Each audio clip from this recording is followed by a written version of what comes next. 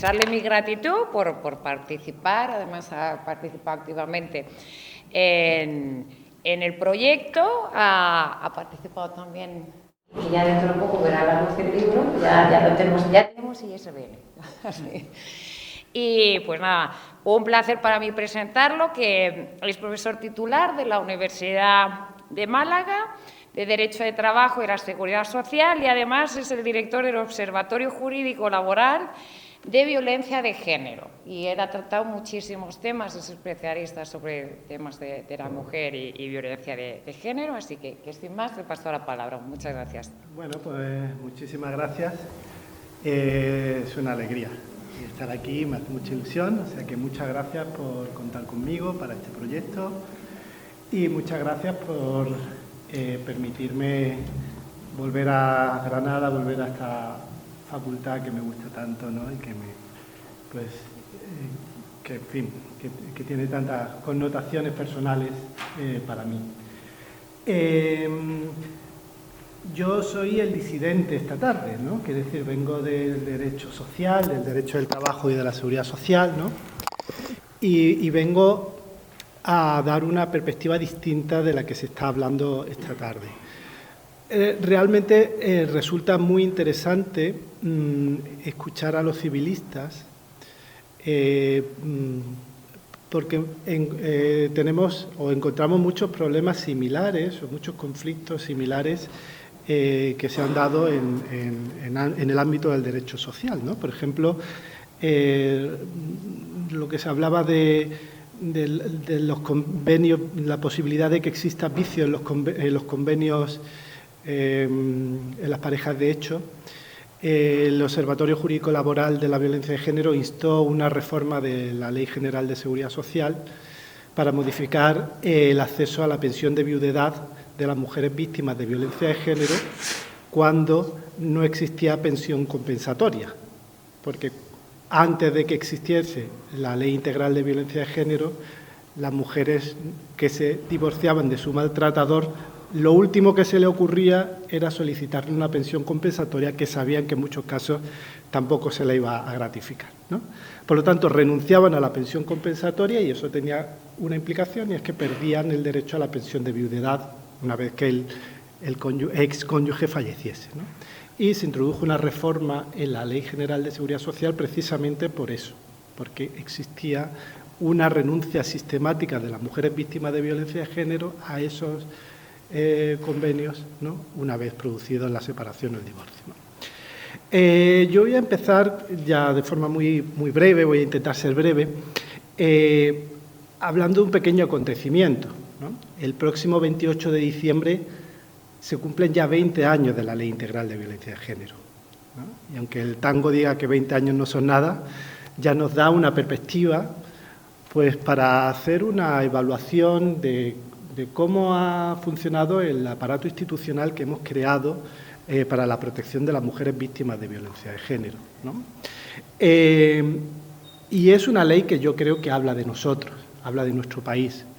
Fue una ley pionera, fue una ley de consenso y, desde luego, pues, requiere una perspectiva, una visión crítica para bueno, pues, valorar qué es lo que ha sucedido a lo largo de estos 20 años y cuáles han sido sus mayores ventajas y sus situaciones que se han quedado insuficientes, ¿no? Si nosotros vemos los debates contemporáneos, y entendiendo como debates contemporáneos todos los debates generados desde el Pacto de Estado, ¿no? Veremos que se pone sobre la mesa la necesidad de repensar el concepto de violencia de género, ¿no? La Ley Integral de Violencia de Género es una ley especializada que está dirigida a un grupo, a una forma específica de violencia hacia la mujer, que es aquella violencia que se produce en las relaciones de afectividad, exista o no convivencia, ¿no? El Pacto de Estado introduce una perspectiva diferente, poniendo sobre la mesa la necesidad de que se adopten medidas de protección también a otras formas de violencia hacia la mujer, no solamente aquellas que se producen en las relaciones de afectividad, ¿no?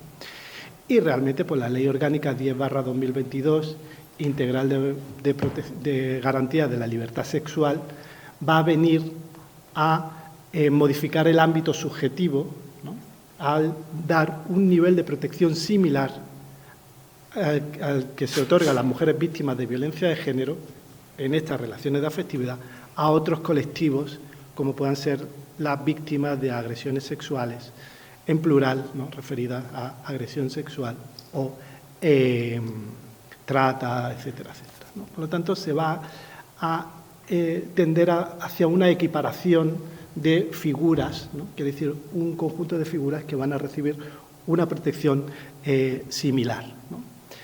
El proyecto, que desde el inicio me pareció extraordinariamente interesante, está dirigido a pensar sobre la vivienda, sobre las soluciones habitacionales de colectivos vulnerables, por ejemplo, en especial el de las mujeres víctimas de violencia de género.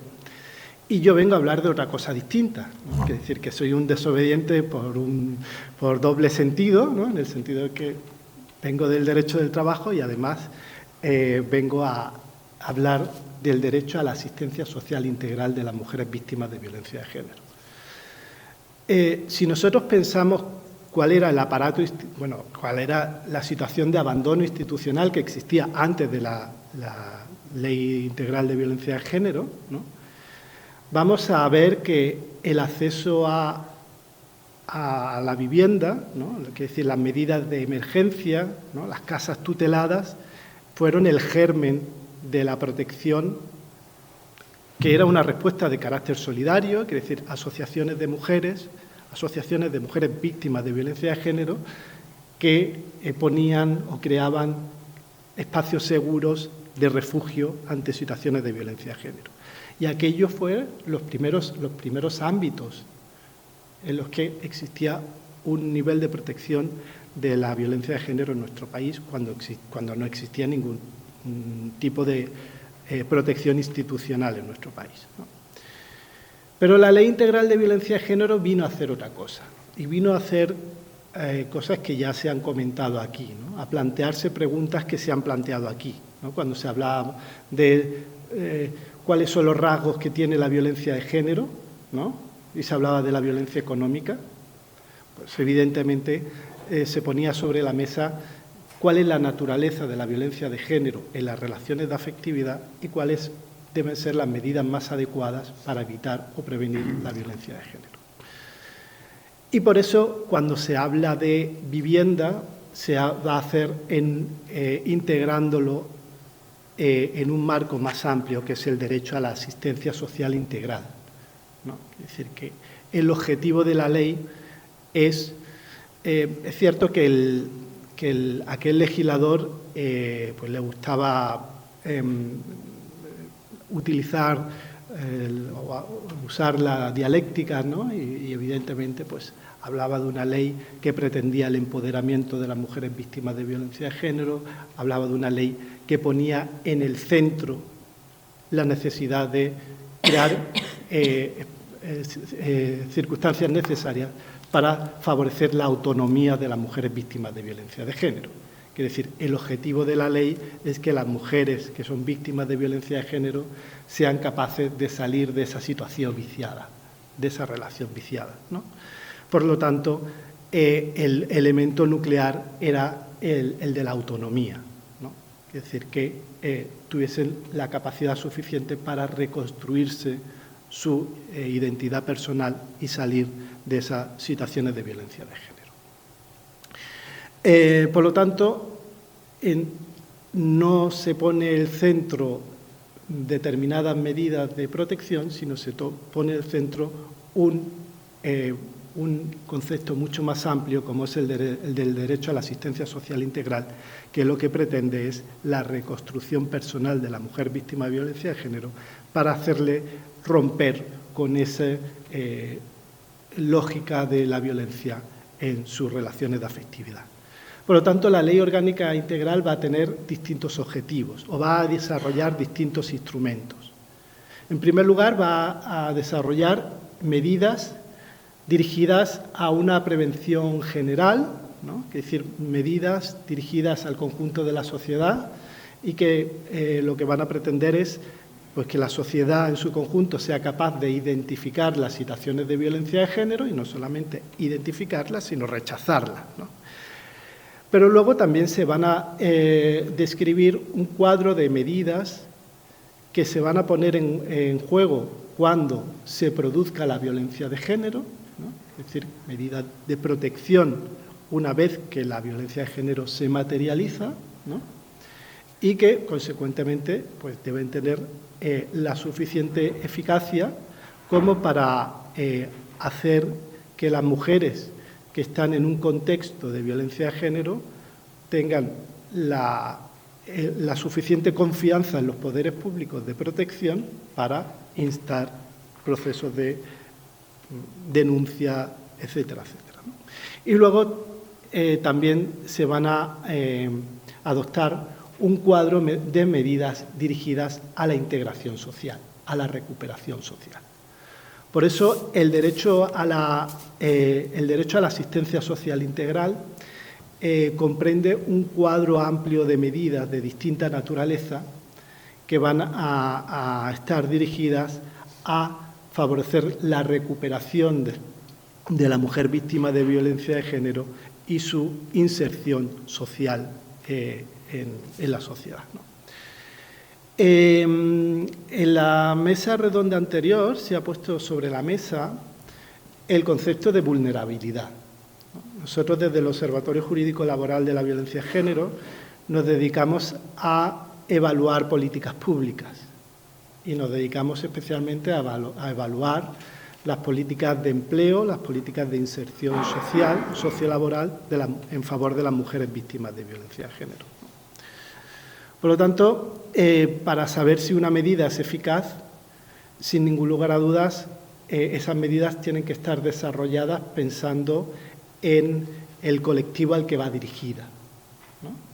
Por lo tanto, tenemos que, al analizar esas medidas, pues tenemos que ver si son capaces de dar respuesta adecuada, ¿no?, a todas esas taras, esas piedras, esas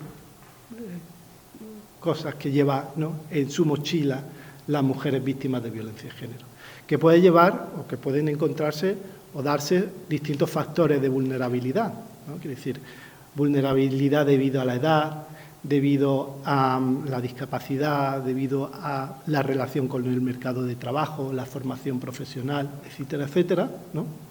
Pero también factores de vulnerabilidad específicos de las mujeres víctimas de violencia de género, ¿no?, como puedan ser pues, las distintas secuelas psicosociales que en muchos casos padecen o presentan las mujeres víctimas de violencia de género. Nosotros cuando hacemos evaluación de programas de empleo, ¿no?, hacemos encuestas a las mujeres, ¿no? Es decir, queremos conocer la opinión de las mujeres que reciben un servicio público, ¿no? Y en realidad muchas de las frustraciones que nos reflejan las mujeres víctimas de violencia de género tienen mucho que ver con cosas que se han hablado antes, ¿no? Por ejemplo, cuando hablamos de una orden de protección, ¿no?, que se ha referido anteriormente, sabemos que la orden de protección es una medida de carácter cautelar, es decir, es una medida temporal que decae. Y que decaiga, eso va a tener consecuencias jurídicas. Y eso puede tener consecuencias jurídicas, por ejemplo, en el acceso a determinados servicios, ¿no? Por lo tanto, hay una serie de elementos que generan mucha frustración, porque muchas veces el diálogo entre la Administración y las mujeres víctimas de violencia de género pues, no es el más adecuado y, por lo tanto, pues, genera una serie de problemas. Pero nosotros también hacemos, cuando valoramos programas de empleo, también hacemos evaluación, digamos, de la otra parte, ¿no?, quiere decir, del empleador. Queremos conocer la experiencia del empleador, etcétera, etcétera, ¿no? Entonces, y muchas veces la realidad que reflejan todas estas consultas pues, son bastante diferentes, ¿no? Quiere decir, muchas mujeres víctimas de violencia de género presentan niveles muy bajos de autoestima, ¿no? Presentan profundos problemas de identidad, ¿no? Cuando se habla de violencia de género, ¿no? Se ha referido anteriormente a distintos tipos de violencia de género. La violencia de género tiene una característica fundamental, que es la violencia psicológica. Es decir, que es una violencia ejercida durante años, ¿no? De menosprecio, de insultos, de agresiones de esa naturaleza, que desde luego tiene unos efectos extraordinariamente importantes sobre la persona que lo padece, ¿no? Las mujeres víctimas de violencia de género muestran mucho aislamiento emocional y social, ¿no? La violencia económica no solo se materializa en, por ejemplo, el acceso a la titularidad del domicilio, sino el abandono de la actividad económica, el aislamiento social, etcétera, etcétera, ¿no? Muchas veces presentan dificultades de gestión emocional. Es decir, si mujeres, no quiero generalizar, pero desde luego se puede producir, ¿no? Que en contextos en el que las cuestiones se resuelven de una forma violenta, pues en contextos diferentes el control emocional pues resulta sin ningún lugar a dudas dificultoso, ¿no? Y bueno, pues distintos traumas que presentan las mujeres víctimas de violencia de género, y además otro factor más, ¿no? Y es que si nuestro mercado de trabajo tiene una característica, es la exquisita capacidad de excluir a los colectivos con especiales dificultades, ¿no? Es decir, que tenemos en Andalucía tasas de desempleo superiores al resto de la nación, pero no solo eso, sino que además las tasas de desempleo de los colectivos con especiales dificultades pues es extraordinariamente alta, ¿no? Por lo tanto, en ese contexto se van a diseñar distintas medidas a lo que le van a llamar derecho a la asistencia social integral. El derecho a la asistencia social integral va a pivotar, en primer lugar, sobre la asistencia psicológica / médica. Es decir, son medidas de recuperación integral, ¿no? Por lo tanto, esos dos elementos van a jugar un rol extraordinariamente importante, ¿no? Y además, los servicios médicos juegan un papel también muy importante, ¿no? Y es que estábamos hablando de violencia de género, estábamos hablando de aislamiento social, ¿no? Y tendríamos que preguntarnos cuál es el papel que juega muchas veces el marco, el contexto, la familia, los amigos, etcétera, etcétera, ¿no? Y en ese sentido, los servicios públicos de salud juegan un papel fundamental, especialmente los protocolos ante casos de situaciones sospechosas de violencia de género, porque constituyen los ojos de la sociedad, ¿no? Que nos permiten llegar a situaciones donde pues no hay conocimiento, ¿no? Porque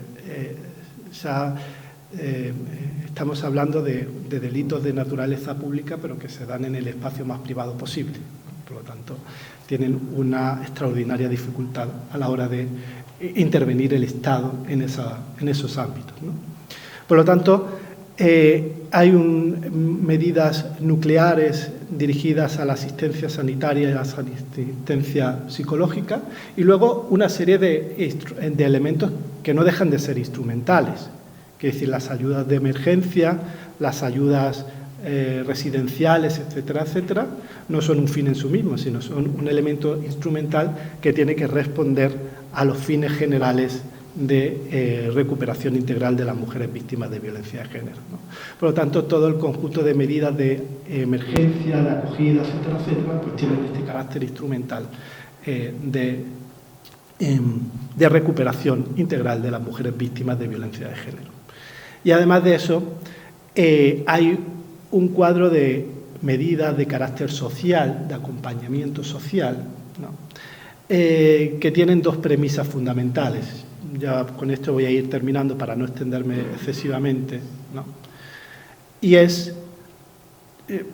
hemos dicho que uno de los objetivos es favorecer la autonomía, por lo tanto, entendemos que la autonomía se consigue a través de la inserción sociolaboral, ¿no? Y la inserción sociolaboral, o la Ley Orgánica Integral de Violencia de Género va, digamos, a tener una doble perspectiva. Por una parte, a aquellas mujeres que son trabajadoras, que son víctimas de violencia de género, pero son trabajadoras, nuestro mayor interés va a ser que mantengan el trabajo.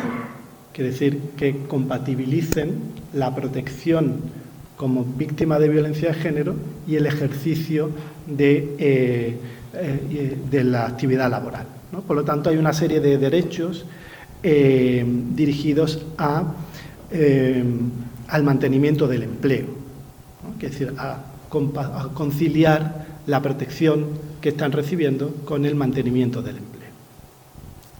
Y luego un conjunto de medidas dirigidas a la inserción social, ¿no? Si podíamos ser críticos con la efectividad de la Ley Integral de Violencia de Género, ¿qué decir de las políticas de empleo en nuestro país, ¿no? Quiere decir que no vamos a abrir el melón de las carencias, la naturaleza jurídica de las medidas de empleo que se adoptan en nuestro país, pero desde luego las medidas de empleo en nuestro país han sido especialmente ineficaces con los colectivos con especiales dificultades, ¿no? Por lo tanto, la ley tuvo yo creo que ha tenido un desarrollo conceptual muy interesante, pero desde luego ha quedado coja, ¿no? Especialmente en las medidas de inserción, de acompañamiento, ¿no? En favor de las mujeres víctimas de violencia de género. Y sin más, pues doy la palabra.